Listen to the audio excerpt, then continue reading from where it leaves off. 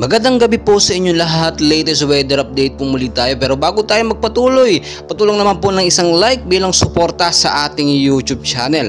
So as of now, patuloy pa rin po natin binabantayan ito nga pong active low pressure area or tatlong active low pressure area.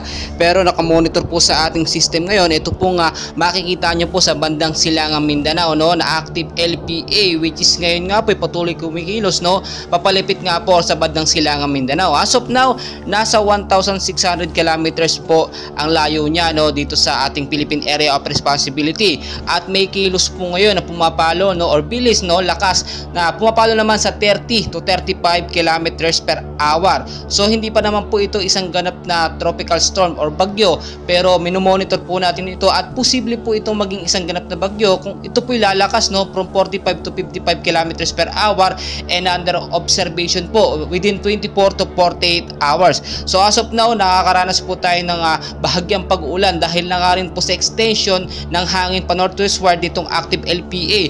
Tatlo po kasi ito, no, pero patuloy po nating minomonitor dahil itong isa ay patuloy na kumikilos pa Silangang Mindanao.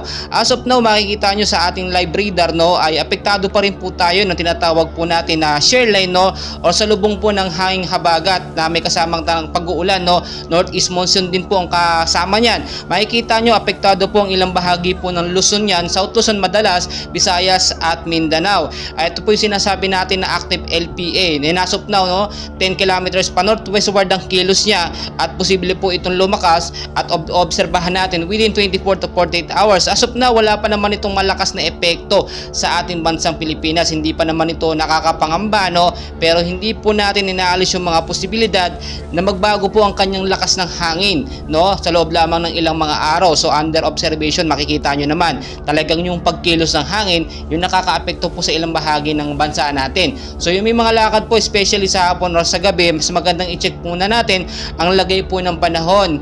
At tulad na lang kanina, bigla ang buhos ng malakas na ulan, mas maganda lagi po tayong ready sa bawat posibilidad.